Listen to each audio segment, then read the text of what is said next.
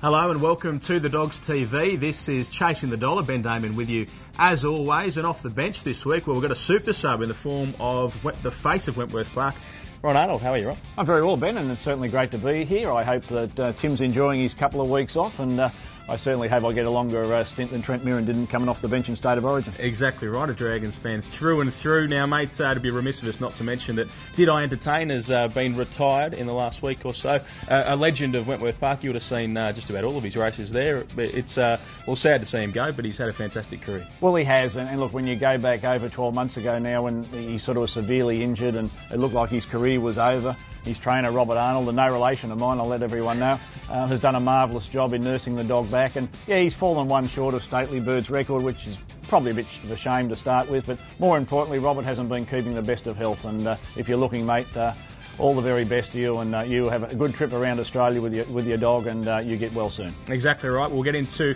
the races coming up in the Quaddy Legs at Wentworth Park this Saturday night, and we do have a $20,000 jackpot as well, so keep an eye out for that. We start off with race number 5, and Ron's going to take us through his selections here, and it's a pretty interesting looking race to kick us off, Ron. Yeah, certainly, Ben. It's there's a lot of chances in this first leg, and I do lean towards Yellow Rock Yowie. One of those greyhounds that's got the best of the pace early and certainly led throughout the other night to win. There's plenty of solid dogs behind. Of course, the Wheeler dogs have just been going sensational.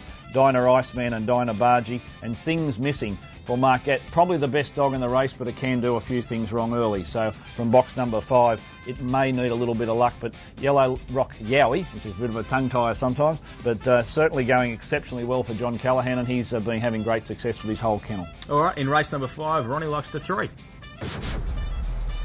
Well, race 6 looks like a good race. This is the free-for-all there at Wenty on Saturday night, and Ronnie, some very good ones going around here. Yeah, most definitely, Benny. It's one of those races where the start's going to be all important.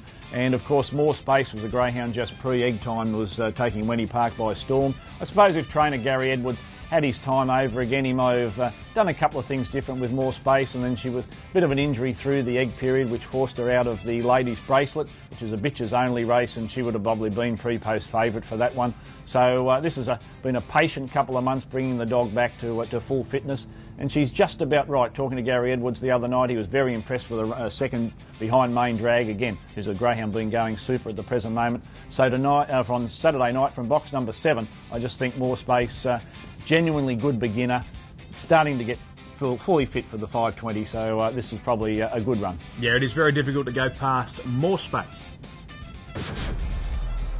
Race number 7 there at Wentworth Park on Saturday night is a 4th and 5th grader over the 520 metres. You'd think Dana Travis would be the one to beat here. Ronnie, do you see anything troubling? Look, the one I do lean towards at a bit of value is the Red Roman General. Only reason being, Benny, talking to trainer Owen Langley last Saturday night, he passed the comment of what the dog tries solo at Wentworth Park over. And sometimes out of other boxes and in full fields, he sort of gets into a bit of drama. Off the red, this is his chance to step forward, and he's a dog that can break the 30 seconds. Now, if he can find the front and run that, Dana Travis certainly going to have to be on a top game to be able to get around him. So Roman General's probably going to be an 8 or 10 to 1 pop. So I think for the girls out there, certainly throw something each way. Number 1, obviously for quaddy plays, you've got to throw in the yellow Dana Travis. Yeah, so something at some good value there with Roman General going from the red.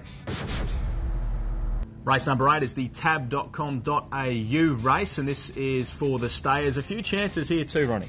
Yeah, Ben, I suppose if you're alive coming into the quaddy, you'd want to have a few legs, and I think there are some chances. I've gone 1, 2, 4 and 5. Misdemeanor off the red again for Marquette, who's just been going through a great purple patch at the present moment. You've got to look to kennels that have been in good form. Altario, probably obviously in the veteran class, but just runs on and runs on. If there's anyone with any weakness at the last little 20 metres, Altario's the one to charge home. Greyhounds like Pulp and Smiling Jack, they're into it up to their ears, but they can sort of find some issues during the run. Pulp obviously is probably won out the best dog in the race, but he can cover a little bit of distance, and he probably just finds the 720 a little bit too tough at the end sometimes. Depends on what the others are doing. So I think there's plenty of value in this race as well. But for quaddie players, I certainly lean towards the red Misdemeanor, but don't throw away Altaria, been racing in great fettle. All right, Ronnie is going the red again. Well, Tim's been in a fair bit of form for us on the tip. Let's see how Ronnie goes this week. What's your best value for the night? Well, Ben, I suppose I've got to lean towards more space. With the Nationals coming up, this is the greyhound that could easily fly the flag for New South Wales. As I say, I've got a huge opinion of this greyhound.